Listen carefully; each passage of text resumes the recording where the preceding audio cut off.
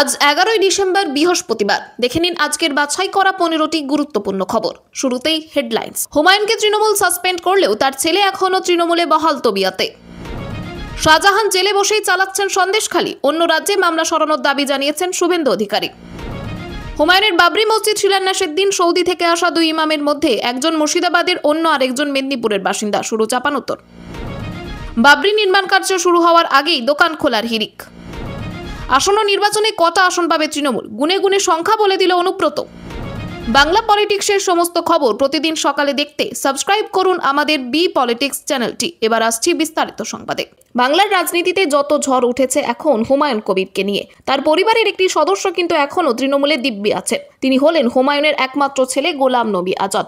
বাবাকে তৃণমূল সাসপেন্ড করেছে, নতুন দল গঠনের পথে হাঁটছে ভরতপুরের বিধায়ক, কিন্তু ছেলে আজও তৃণমূলের সক্রিয় সদস্য এবং গুরুত্বপূর্ণ পদে রয়েছেন।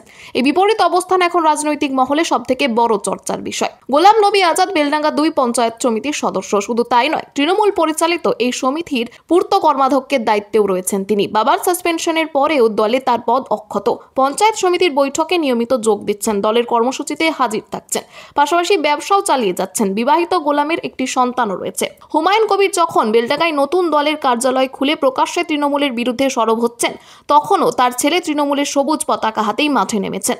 দলের নেতারাও এখন গোলামের ওপর ভরসা হারাননি। স্থানীয় স্তরে তিনি এখনও দলের মুখ।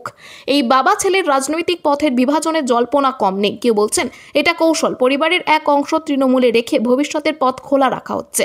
কেউ আবার বলছেন গোলামের নিজস্ব রাজনৈতিক মতাদর্শ আলাদা। যাই হোক, বাস্তব এটাই। হুমায়ুন কবির তৃণমূলের বিরুদ্ধে গেলেও তার রক্তের উত্তরাধিকারী এখনো ঘাসফুল শিবিরেই রয়েছেন। রাজনীতির এই অদ্ভুত ছবিটাই এখন মুর্শিদাবাদের সবথেকে বড় আলোচ্যের বিষয়।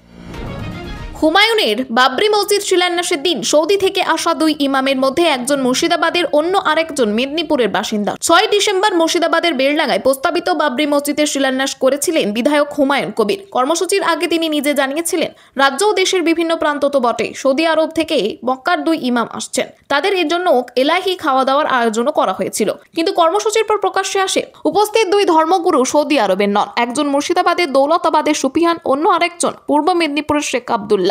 হুমায়ুন জানান তাকে প্রতারণা করা হয়েছে। তিনি সরাসরি অভিযোগ তোলেন রাজ্যের মন্ত্রী সিদ্দিকুল্লাহ চৌধুরীর বিরুদ্ধে। বলেন সিদ্দিকুল্লাহ মাস্টার মাইন্ড, তাকে অপদস্থ করার জন্য পরিকল্পনাটা করিয়েছেন। মধ্যস্থতাকারী খন্দকার ইউসুফ দোষ স্বীকার করে বলেন, অল্প সময়ে সৌদি থেকে আনা সম্ভব হয়নি, দায়িত্ব পালনে ব্যর্থ হয়েছি, হুমায়ুনের কোনো দোষ নেই। সিদ্দিকুল্লাহ পাল্টা জানান, আমি 1100 মাদ্রাসা চালাই, প্রচুর অনুগামী আছে, কাউকে ঠকানোর প্রয়োজন নেই, আমাকে চড়াবেন না। ফলে শিলান্যাসের জাঁকজমকের মাঝেই উঠে এলো প্রতারণা ও রাজনৈতিক প্রতিহিংসার গুরুতর অভিযোগ। শাহজাহান জেলে বসেই চালাচ্ছেন সন্দেশখালী। অন্য রাজ্যে মামলা সরানোর দাবি জানিয়েছেন শুভেন্দু অধিকারী। বুধবার আদালতে যাওয়ার পথে ভয়াবহ দুর্ঘটনায় পড়েন সন্দেশখালীর অন্যতম সাক্ষী ভোলানাথ ঘোষ। ঘটনাস্থলে নিহত হন তার 32 বছর বয়সী ছেলে সত্যজিৎ ও ড্রাইভার শাহানুর। গুরুতর আহত ভোলানাথ হাসপাতালে। ঘোষ পরিবারের দাবি, জেলে বসে শেখ শাহজাহান এই পরিকল্পিত হামলা করিয়েছেন। বিরোধী দলনেতা শুভেন্দু অধিকারী এই ঘটনাকে নিয়ে রাজ্য সরকারকে কটাক্ষ করেছেন এবং স্পষ্ট করে বলেছেন, ওটা শাহজাহানই করিয়েছে। ভোলাবাবু এখনো তৃণমূলেরই মানুষ, তাই বারবার বলছি এই মামলা রাজ্যের বাইরে নিয়ে যাওয়া উচিত। জেলে বসে ফোন করে নির্দেশ দিচ্ছেন, এটা মুখ্যমন্ত্রী মমতা বন্দ্যোপাধ্যায়ের অনুমতি ছাড়া কখনোই সম্ভব নয়। শুভেন্দুর এই বক্তব্যে রাজনৈতিক মহলে ঝড় উঠেছে। তিনি জোর দিয়ে বলেছেন, শাহজাহানের মতো অপরাধীরা জেলে রাখলে সাক্ষীরা নিরাপদ নয়। এখানকার জেলে বসে শাহজাহানরা ফোন ব্যবহার করেন, মুখ্যমন্ত্রীর অনুমতি ছাড়া সেটা সম্ভব নয়। তার দাবি, পুরো তদন্ত কেন্দ্রীয় স্তরে নিয়ে যাওয়া দরকার, যাতে সাক্ষীদের জীবন রক্ষা হয়। শুভেন্দু সিবিআইয়ের ভূমিকাকে নিয়েও কটাক্ষ করেছেন। তিনি বলেন, 4 বছর পর এসে একটু ঘুম ভাঙলো, অনেক দেরিতে নড়ে চড়ে বসেছে। তার মতে এই দুর্ঘটনা সন্দেশখালীর মামলার তদন্তকে আরো জটিল করে তুলেছে এবং রাজ্যের বাইরে সরানোর দাবি এখন আরো জোরালো। এটা শাহজাহান করিয়েছে, এই জন্য এই মামলা পশ্চিমবঙ্গের বাইরে নিয়ে যাওয়া উচিত।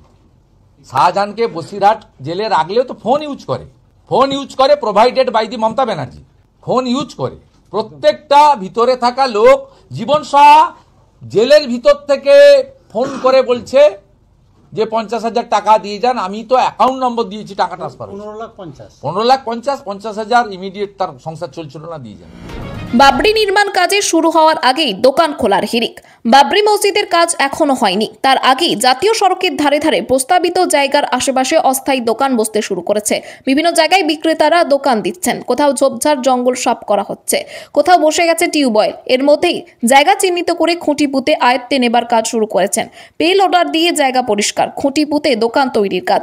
ভরতপুরের বিধায়ক হুমায়ুন বলেন, আর 3 বছর প্রজেক্টটা অনেক বড় হবে। মসজিদের পাশাপাশি একটা বড় হাসপাতাল হবে, তার সঙ্গে মেডিকেল কলেজ হবে, তার সঙ্গে একটা হোটেল কাম রেস্তোরাঁ হবে, পার্ক হবে, হেলিপ্যাড হবে। আসন্ন নির্বাচনে কটা আসন পাবে তৃণমূল গুনে গুনে সংখ্যা বলে দিলেন অনুব্রত। কোচবিহারের সভা থেকে ফিরে মুখ্যমন্ত্রী মমতা বন্দ্যোপাধ্যায় একদিন আগে সোচ্চারে ঘোষণা দিয়েছিলেন বাংলায় কোনোভাবেই ডিটেনশন ক্যাম্প হতে দেবেন না।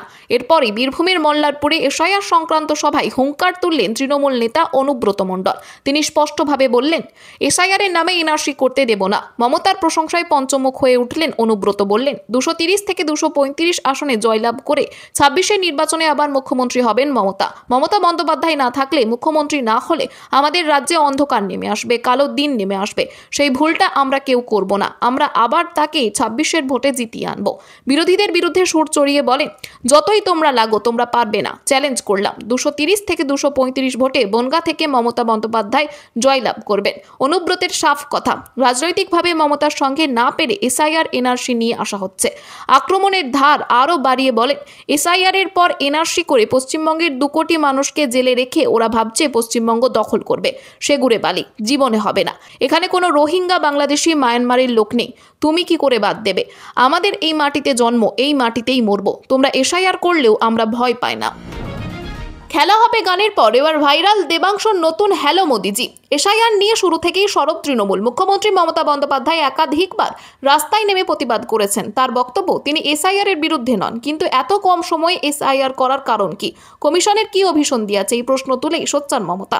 এবার এসআইআর এর প্রতিবাদে গানের ছন্দে নজর কাড়লেন তৃণমূলের আইটি সেল প্রধান দেবাংশু ভট্টাচার্য। খেলা হবে স্লোগানে 2021-এ ভোটে রাজ্য জুড়ে ঝড় তোলা দেবাংশু এবার গানের ভাষায় মোদী সরকারকে নিশানা করেছেন। সোশ্যাল মিডিয়ায় শেয়ার করা মিউজিক ভিডিওটি এখন ভাইরাল।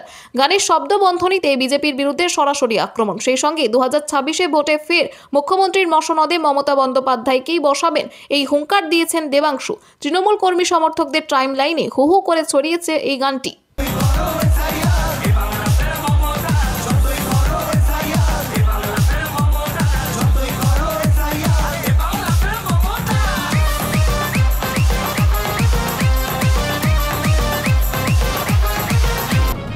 ওয়াকআপ নিয়ে ফের শুভেন্দুর তোপ। মুসলিম ভোটে ক্ষমতায়, তবু ওয়াকআপ সম্পত্তিকে গাড্ডায় ফেললেন মমতা। ওয়াকআপ সম্পত্তির তথ্য উমিদ পোর্টালে আপলোডের জটিলতা নিয়ে ফের মুখ্যমন্ত্রী মমতা বন্দ্যোপাধ্যায়ের বিরুদ্ধে বিস্ফোরক আক্রমণ শোনালেন বিরোধী দলনেতা শুভেন্দু অধিকারী। শুভেন্দুর সব কথা, মমতা মিথ্যাচার, বিভ্রান্তিকর রাজনীতি আর চৌর্যবৃত্তির জন্যই রাজ্যের প্রায় 54,000 ওয়াকআপ সম্পত্তি আপলোডের সুযোগ থেকে বঞ্চিত। তিনি বলেন, 2021-এ মুসলিমদের 92% এবং 2024-এ 91% ভোট পেয়েছিলেন যিনি, তিনি আজ ওয়াকআপ সম্পত্তি ইস্যুতে মুসলিম সমাজকে গাড্ডায় ফেলে দিলেন। তৃণমূল নেতাদের একরের পর একর ওয়াকআপ জমি দখলের অভিযোগ তুলে শুভেন্দু বলেন, তাই ইচ্ছে করে সরকার কাজ আটকে রেখেছে। ইমামদেরও প্রশ্ন ছুড়ে দিয়েছেন, যারা 2021-এ মমতার হয়ে প্রচার করেছিলেন। ভোটের সময় যেসব ইমামরা তার সমর্থনে কথা বলেছিলেন, এখন তারা কি বলবেন? দেশের অন্য রাজ্যগুলি দ্রুত আপলোড করলেও পশ্চিমবঙ্গে প্রায় 80,000 সম্পত্তি আটকে রয়েছে বলে দাবি শুভেন্দুর। তিনি বলেন, তিনটি চিঠি পাঠিয়েছিল কেন্দ্রীয় সংখ্যালঘু দপ্তর, 27 অক্টোবর, 18 নভেম্বর ও 4 ডিসেম্বর। অনেক দেরিতে নড়ে চড়ে বসেছেন মুখ্যমন্ত্রী সচিব PB সেলিম। ডিএমদেরও তৎপর হতে নির্দেশ দিতে হয়েছে। কেন্দ্রের 4টি বৈঠকের মধ্যে 2টিতে রাজ্যের প্রতিনিধি এনায়েতুর রহমান ও মোহাম্মদ হাসান আলী উপস্থিত ছিলেন, কিন্তু একটিও আপত্তি জানাননি তারা। মুসলিম সমাজের স্বার্থ নিয়ে মুখ্যমন্ত্রী আজ যাই বলুন, তাদের প্রতিনিধি কোনো প্রশ্নই তোলেননি। মমতা ও তার মন্ত্রী সিদ্দিকুল্লাহ চৌধুরীর পুরনো বক্তব্য তুলে ধরে শুভেন্দু বলেন, ওনার মন্ত্রী সিদ্দিকুল্লাহ চৌধুরী বলেছিলেন কলকাতা অচল করে দেবেন। সেই সময় রাজ্যে দাঙ্গাও হয়েছে। আবার বলেছিলেন দিল্লিতে গিয়ে আন্দোলন করুন, এখানে নয়। বিজেপিকে হিন্দুদের পার্টি বলে তকমা দিয়েছিলেন। এখন নিজেই ধর্মীয় সম্পত্তিকে ঝুলন্ত অবস্থায় রেখে দিয়েছেন। শুভেন্দুর পরামর্শ, উম্মিদে যাদের তথ্য এখনো আপলোড হয়নি তারা সরাসরি সেন্ট্রাল ট্রাইব্যুনালে আবেদন করুন। উমিদ পোর্টালে তখন খুলে সবাই দেখতে পারবেন। কিন্তু প্রথমেই আপলোডের সুযোগ থেকে বঞ্চিত হলেন 54,000 মমতা ব্যানার্জির জন্য। মে মাস থেকে কি করেছে সর্বনাশটা দেখুন। সব প্রপার্টি তো উম্মিদ পোর্টালে ভেরিফাইড না হলে 15-12 পরে সে প্রপার্টি তো আপনার, আমি আর বলবো না, জলে চলে যাবে। ট্রাইব্যুনালে তো লং প্রসেস, লয়ার করে খরচ করে লড়াই করে, ট্রাইব্যুনালও তো সিস্টেমের মধ্যে রুলসে বলা আছে। প্রধানমন্ত্রীর দপ্তরে গিয়ে মোদি এবং শাহের সঙ্গে আলোচনায় রাহুল 1.5 ঘন্টা ধরে কি নিয়ে কথা, সংসদ ভবনে জল্পনা।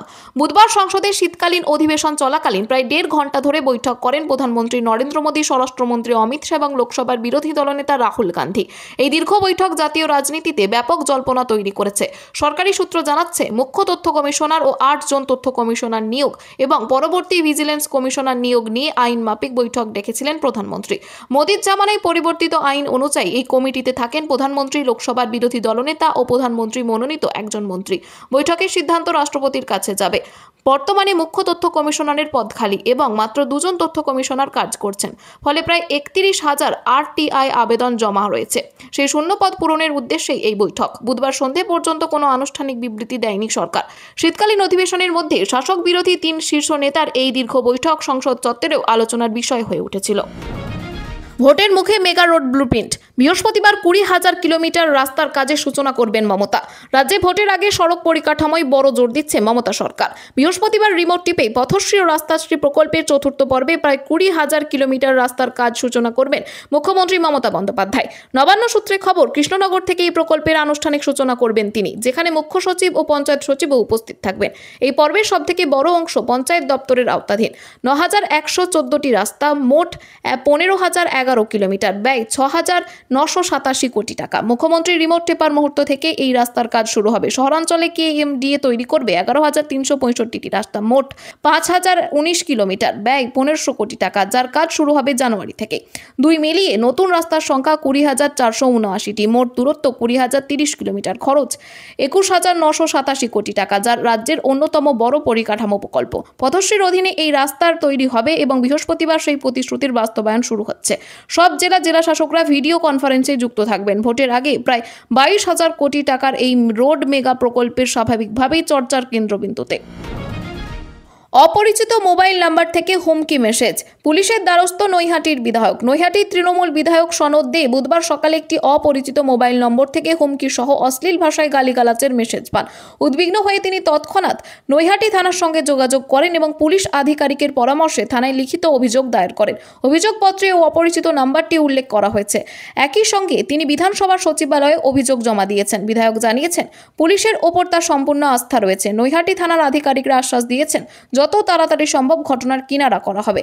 উল্লেখ্য, 2024-এর লোকসভা নির্বাচনে ব্যারাকপুর থেকে জয়ী হয়ে সাংসদ হওয়ার পর পার্থ ভৌমিক নৈহাটি বিধানসভার আসনটি ছাড়েন। সেই শূন্য আসনে উপনির্বাচনে তৃণমূল প্রার্থী হওয়া হয় সনদ দেকে। তিনি সর্বকালের সর্বোচ্চ ব্যবধানে জয়লাভ করেন এবং 63% ভোট পান। দক্ষ ক্রিয়া সংগঠক থেকে বিধায়ক হয়ে ওঠা সনদ দেকেই এই হুমকির ঘটনা রাজনৈতিক মহলের চাঞ্চল্যের সৃষ্টি করেছে। খবর আজকের মতো এখানেই শেষ। আবার আসছি আগামীকাল সকালে। পরবর্তী খবরের জন্য সাবস্ক্রাইব করুন বি পলিটিক্স চ্যানেলটি।